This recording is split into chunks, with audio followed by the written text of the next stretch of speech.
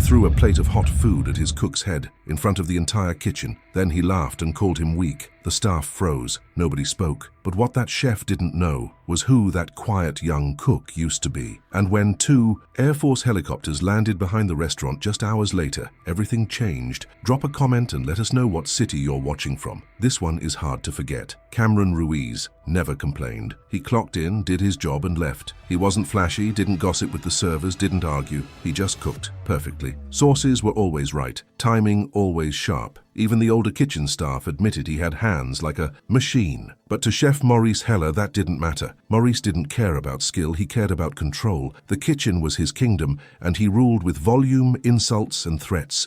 If you didn't break, you stayed. If you cried, you were out. Cameron wasn't the first to be yelled at, but he was the first to stand there quietly while it happened. No reaction, no fear. And maybe that's what triggered Maurice the most. That day, a wrong side was plated on. A VIP order.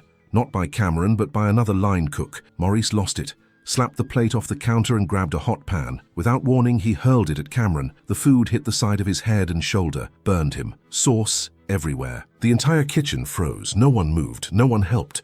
Cameron just wiped his face, took a deep breath and walked out. He didn't shout. He didn't slam the door. He just left. Maurice laughed. "Can't take the heat," he muttered. But one of the dishwashers had been filming the whole thing, quietly from his pocket. Cameron went home, cleaned up his burn and opened a metal case from under his bed. Inside was a small black card with a silver eagle and a number written by hand. He hadn't touched it in over a year. He made one call. 3 hours later, 2 black Air Force helicopters landed in the field behind the restaurant. The whole street heard it. Customers rushed to the windows. Kitchen staff ran outside. Uniformed officers stepped out, forming a line. And then came Colonel Isaac Moreau, straight-backed, calm, eyes locked on the building. He walked in, looked around the dining room and asked, "Where's Cameron Ruiz?" Cameron stepped forward, wearing a clean shirt, standing tall. The colonel walked over, saluted him and said, "We're ready when you are." Maurice tried to interrupt, asking what was going on. Colonel Moreau turned to him and said, "You assaulted a former Air Force culinary operations lead, a decorated specialist who cooked for NATO,